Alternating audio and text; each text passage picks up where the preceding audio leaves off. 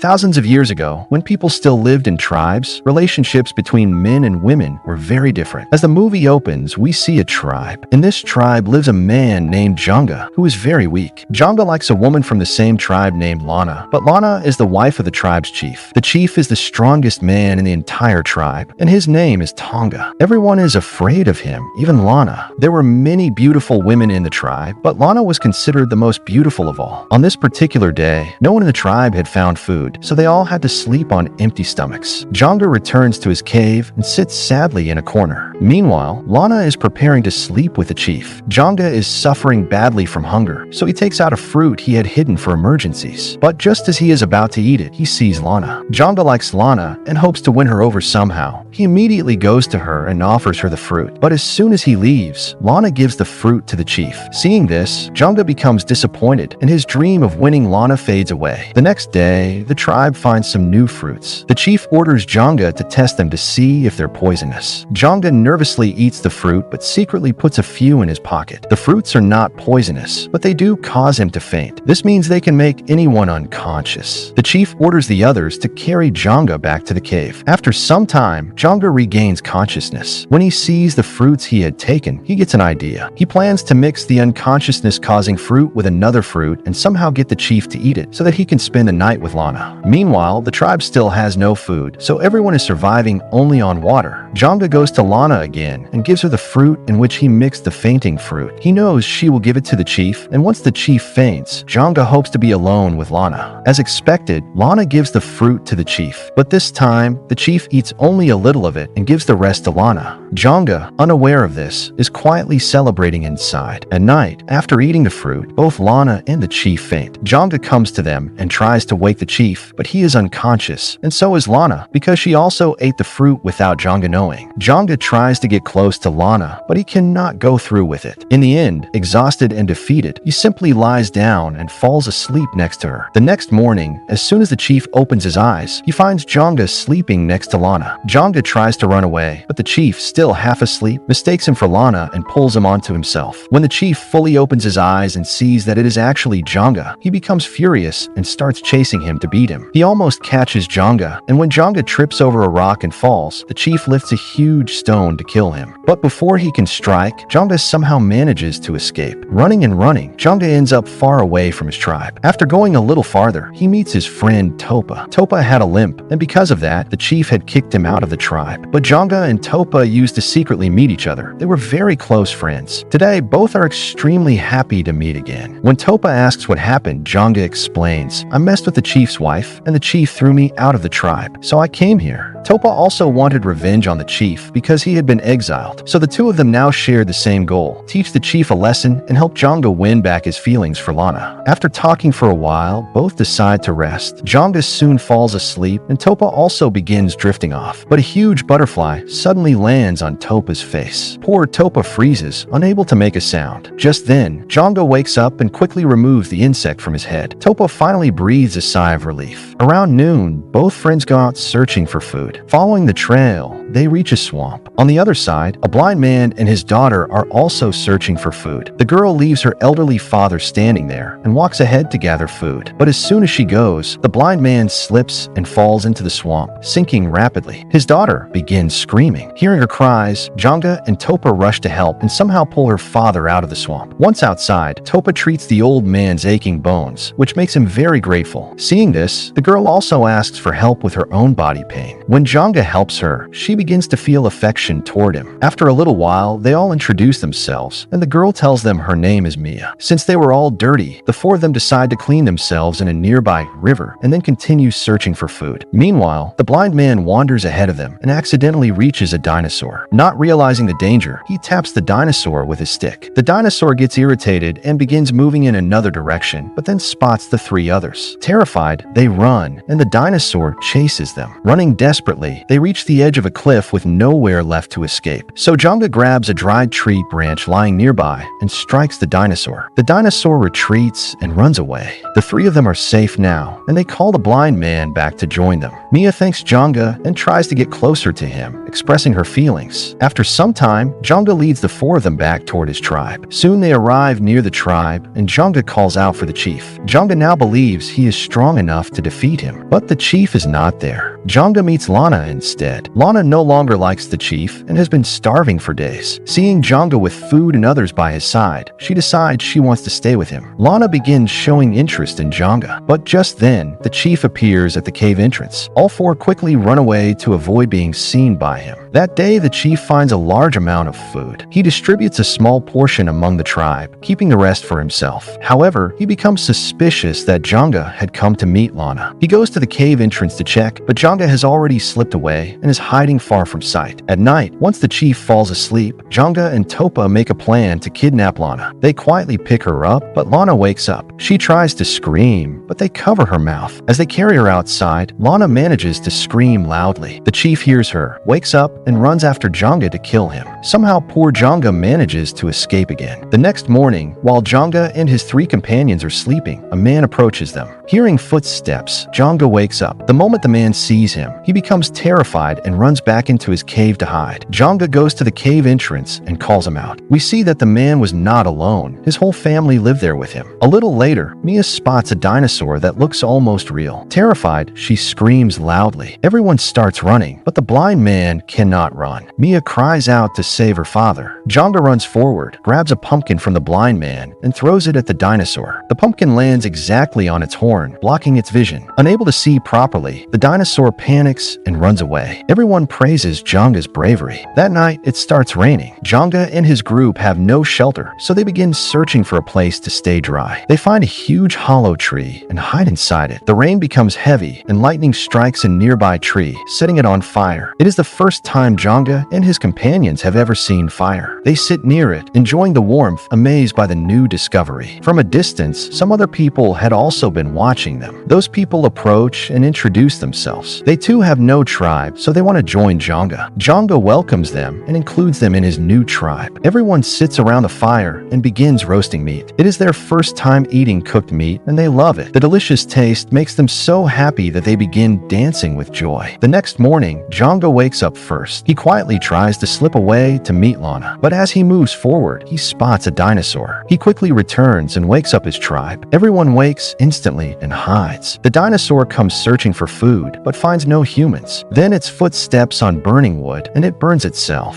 Frightened, it runs away. Junga sees all this and realizes that fire can help him defeat the chief and win Lana. Determined, he gathers his tribe and sets off. After walking a long distance, everyone becomes tired, so they stop to rest. They are also hungry. One man releases a small animal that can smell food from far away. Following the animal, they reach a giant egg, a dinosaur egg. They pick it up, planning to eat it to satisfy their hunger. At that moment, the chief is also wandering nearby in search of food. Soon the chief's tribe reaches the same place as Junga's tribe. When the chief sees Junga, he becomes furious and tries to grab him. But Junga hides and escapes again. The chief's men take the giant egg and begin walking back toward their cave. But after a short distance, they become tired and put the egg down to rest. Suddenly, a huge flying bird appears. Terrified, they accidentally drop the egg, and it falls onto hot lava below. The egg is destroyed, and the chief's men become upset, having lost their food. On the other side, Junga's tribe was hungry that day when they spotted the same dinosaur egg, now fully cooked from falling into the lava. Junga and his people go to the egg and take turns collecting food from it. They then carry the food back for their tribe, but on the way, the chief's men see them and approach, trying to steal their food. But now Junga's tribe has fire. Seeing the fire, the chief's people become scared. They cannot fight against them because of the fire, so instead they grab a few burning sticks and run away with them. A little later, the chief's people reach their cave with the fire. Lana is shocked to see it. One tribesman explains to everyone that fire is extremely dangerous and can burn anyone. The warmth of the fire makes the chief and his people very happy. Meanwhile, Junga's tribe begins moving toward the chief's tribe to bring Lana back. After some time, they reach the river where the chief's tribe is bathing. Junga sees the chief and starts to run away. But when he notices Lana, he stops. While bathing, Lana suddenly gets pulled by the river's current. She screams for help. Junga immediately runs to save her and jumps into the water. Topa also jumps in to help. Together, they manage to save Lana, but as they try to get out, Topa slips and falls back into the fast-flowing water. Junga tries to save him, but fails. Topa is carried away by the river. Junga thinks that Topa must have drowned. Heartbroken, Junga goes to Lana and tells her, "In the effort to save you, my friend was swept away and died." Hearing this, Lana feels sad. Junga brings Lana back to his tribe. His people welcome her warmly and even offer her food. But Mia does not like this. Seeing so much food, greed begins to rise in Lana's heart, and she tries to charm Junga. Lana now wants to enjoy life with him. When Junga's tribe asks, "Where is Topa?" Junga replies, "He fell into the river." Hearing this, the man from the other tribe says, "There is a monster in that river. We must go help Topa. He may still be alive." Junga immediately gathers his tribe with fire torches and sets out to look for Topa. Meanwhile, Topa has drifted to a strange place where he can't see any path. He struggles and finally gets out of the river, then begins walking forward. But the river monster is secretly following him. Topa keeps walking, unaware of the danger. After some time, he slips again and falls into a corner-like pit where the monster continues to approach him. On the other side, Junga and his tribe reach the area where Topa had been carried. A little further, they find Topa's footprints. They follow them and eventually find Topa inside a cave, completely frozen in fear. They try to pull Topa out, but the monster wakes up and begins chasing them. Terrified, they all run. The monster chases after them, but then slips on the ice and falls. Taking advantage of this, Junga's people escape safely. Meanwhile, at that very moment, Mia went to the chief to take revenge on Lana. The chief was already restless, worried about Lana. He kept looking at different girls one by one. That's when Mia told the chief that Lana was now enjoying herself with Junga. Hearing this, the chief became furious, and he set out with his men to kill Junga. A little while later, he reached Junga's clan, where Lana was also having fun. Seeing this filled the chief with rage, and he attacked Junga's clan. At that time, only the women were present in Junga's tribe, as the rest had gone to rescue Topa.